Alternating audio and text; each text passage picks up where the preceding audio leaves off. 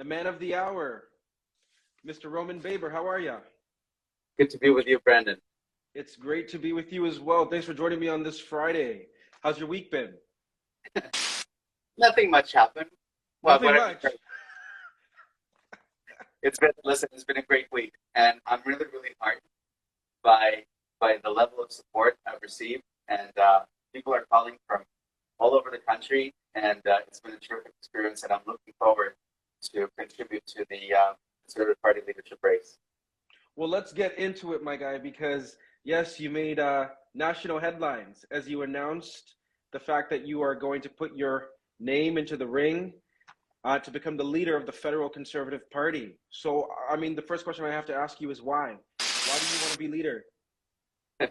Well, some folks might not know this, but last time I saw you, I walked out your set, and I said, Brandon, do you have any advice for me? You said, Roman, you should probably think about going federal. So there, I listened to you.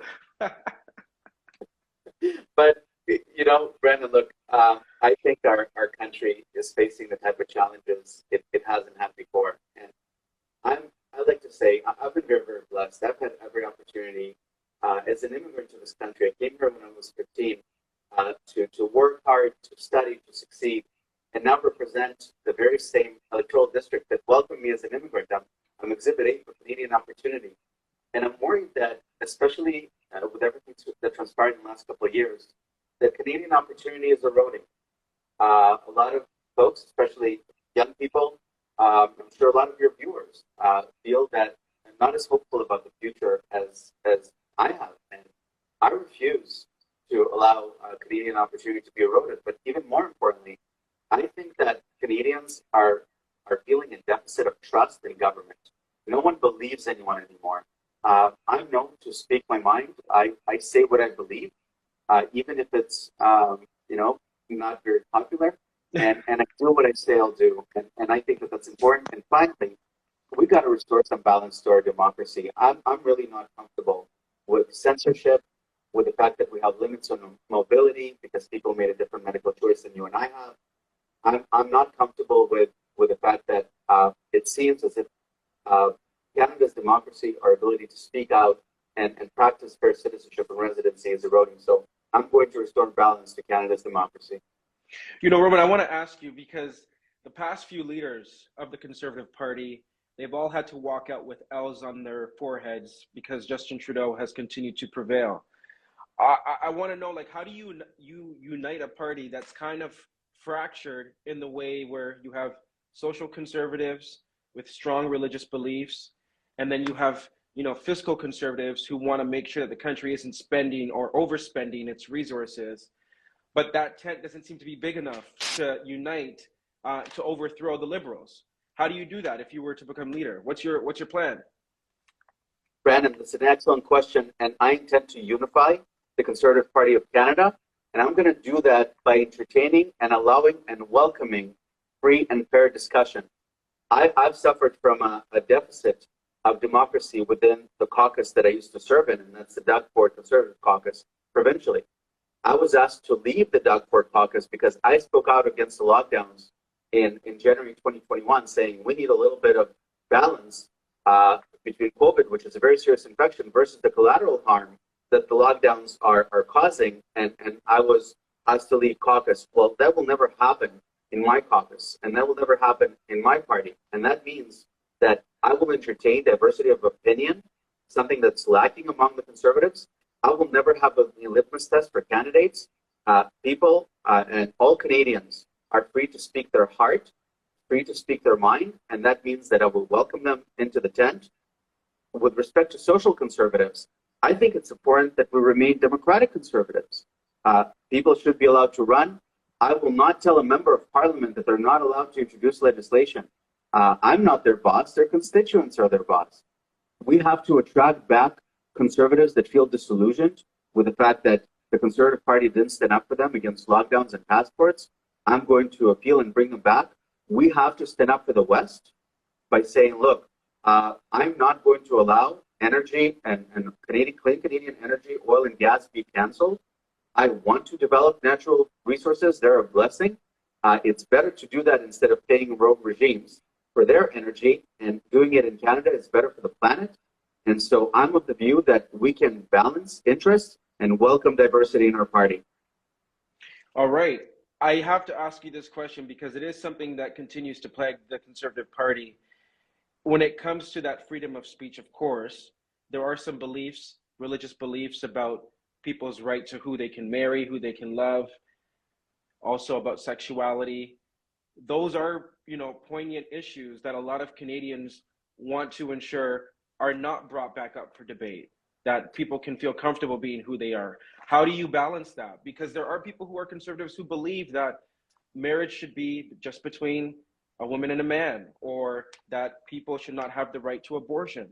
That's still in the party. So how do you balance that with also trying to broaden the tent for the conservatives? Well, I respectfully disagree with some of the folks that you've cited, but I can't impose my own opinion on them, and we can't impose our own opinion on people. With respect to the the LGBTQ community, I think people are people. I've always believed that, and personally, I respect people's choices. I respect people's healthcare choices, just like I did on the question of whether I'm pro-volunteer vaccination. I'm vaccinated myself, but I never thought that we should force anyone to do anything against their will. And so, how could we apply that to people's healthcare choices? People make their own medical decisions, and I don't think it's the role of government to tell them how to grow their family or when to grow their family. And it's certainly not the government's role as how to start and form a family. It's not the role of government to interfere in people's personal lives. That's not what you pay me for. And so, but nonetheless, I will make a very genuine effort to say, look, we might disagree on social questions. I don't think that's what I'm here for. I don't think that's what you pay me for. I'm concerned with restoring trust in government so people know that I say what I believe. I'm concerned with restoring Canada's democracy because we're really lost balance here. The fact that Canadians still can't get on a plane or a train, or the fact that Canadians have to be afraid to speak out for being censored or potentially canceled. It's this cancel culture that caused some of, I think, the major mistakes of the last couple of years. I'm focused on allowing people to speak. Alrighty. Now, I mean, to get to the leadership and to get the crown, you do have to go through a few other stiff competitors, including Pierre. Also another very popular guy. I would love to know, why would you make a better leader compared to Pierre? Look, Brandon, I generally like everyone, even folks that I don't get along with politically. And I would say that every single candidate right now in the Conservative race would make a better prime minister than Justin Trudeau. And if Justin Trudeau leaves, we need to hold this Liberal government accountable, irrespective of who's at the top. I like, as I said, I like everyone. I think that what distinguishes me from the field is that Canadians clearly know where I am at all times on all issues. I'm not afraid to speak out against ideology and cancel culture. I was the only one that spoke out against the lockdowns when it was very, very politically unsavvy to do so, because I decided that I'm going to put people before politics.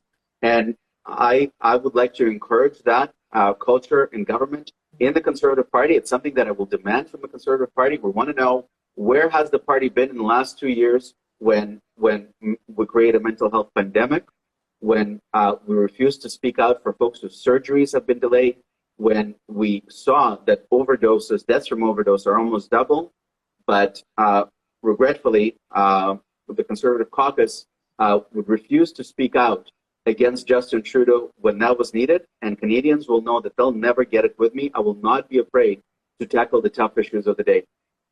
Okay. You said all the people in the race right now who have put their hat in the race, they would all make better prime ministers than Mr. Justin Trudeau. But I want to know, why would you be able to beat him? What's different about you?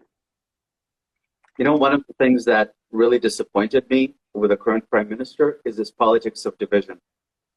To say that he's afraid of other people or to demonize people that made a different medical decision, when we clearly know that the vaccine does not prevent transmission, does not prevent infection. And it's very, very important that people understand vaccines certainly reduce risk. And that's why most of us had the choice to to vaccinate, but that doesn't mean that we make any other Canadian do anything against their will. And that means costing their ability to put food on the table, denying them employment insurance when they were let go because of a mandate. I think that's inhumane. But worst of all, it's this politics of division that Justin Trudeau created, where we are told to fear and dislike our neighbor or exclude them from society, exclude them from transportation, exclude them from access to federal venues. I think that's un-Canadian, and I would like to end this politics of division first and foremost. And second of all, I want to restore Canadian opportunity. Justin Trudeau talks about basic income. I think that Canadians want to earn an income. Justin Trudeau talks about the fact that they have to feel supported by the state. Sure, we provide a safety net for those that can't work, but those that can, we need to encourage young people to believe that the Canadian opportunity is plenty. We need to get out of the way and let people earn a living and start a business and dream big. We've got to help them by perhaps allowing for more federal land to come on board to buy a home, maybe increasing the RSP deduction. We have some of the lowest beds per capita in the world. We need a serious capital investment in Canadian hospitals to increase the number of beds. It's something that I look forward to speaking to the provinces. And I want to invest in transportation and roads to build new communities that young people can afford. We have a lot of work to do ahead of us, but this Prime Minister is too busy dividing Canadians. Do you think, because you're coming from Toronto, which is a big city, a multicultural city with a lot of urban issues, that there's a different perspective you can bring to a party that sometimes is seen as a little bit more rural? Nothing wrong with being rural, but as the country becomes more urban, and so forth, it seems sometimes there's been a disconnect between where the country is growing and where the Conservatives have put their feet in the ground. So, you see this pattern with some of the federal leaders and provincial leaders as well. They run one way during the leadership, and then typically to the right, and then during the general election, they pivot left to appeal to the center. I'm not going to do that. What you see is what you get, and that's why I've built a brand where people know where I stand, and that's not going to change even if it's tough. So I'm not going to pivot to try and appeal to the rural base and then subsequently go to urban base. That's not me. And what I would propose is we need to appeal to more people, and urban Canadians like myself who previously haven't found a home in the Conservative Party because somehow we felt that we have to stick to northern and rural issues, and that's not true at all. Young people want an opportunity to earn a living and succeed independently. Those are Conservative values. Young Canadians care about home ownership and the ability to move places, travel places. So that sounds like transportation and infrastructure. That's a Conservative issue. So I'm of the view that I'm the best candidate in the race. Coming from, I'm speaking to you right now from my home in North York, in my condo in North York. And I'm going to appeal to more urban Canadians, young Canadians, women, LGBTQ community. We need to build a broad tent in the Conservative Party based on Canadian opportunity and Canadian kindness, and I'm the candidate to do that. Alrighty. For everybody watching, do know that this is more of an introductory interview. We're going to talk more policy as the race gets tighter and tighter and tighter, but I wanted the audience to get a feel, to get to know the candidates who have put their hat in the ring. Roman, before I let you go, I want you to tell me something that people would be surprised to know. Tell me something that they don't know about you. And it doesn't have to pertain to politics. Like you could maybe say your favorite food is Jamaican food. I don't know. You tell me. What is something we don't know about you? I love tennis. I love Beyonce. Okay. I'm a huge Toronto Raptors fan. I've been at the very first Toronto Raptors game ever in the city's history, 8 weeks after I came to Canada. My best buddy from high school said the Toronto Raptors are launching tonight. It was a preseason game against the New Jersey Nets, and I saw Patrick Ewing tip-off in Toronto for the first time in history, and I was a loyal Raptor fan ever since. I love this city so much it hurts, and I love my province. I love my country, and I'm just like a normal guy. I sometimes joke, and some of my friends joke about the fact that you see all these conservative leaders and they're a little awkward, or they start talking nonsense, or they're afraid. No, I'm going to try and be a normal conservative. That's it, Brandon. I guess that's it. All right. Roman Baber, I want to thank you so much for your time, for joining us on this IG Live. Thank you. And we are going to stay connected. We are going to bring you back on as the race intensifies. We're going to talk more policy. And we're going to get down to the nitty gritty, because Canadians deserve to know for sure who, is going to be the leader of, the opposition party. The Conservative Party is a big party, and democracy needs strong opposition, to stay afloat. So I thank you for your time, and good luck in the race, and we will chat soon. I got a final note. First of all, I want to invite you and all your viewers to join me at joinroman.ca.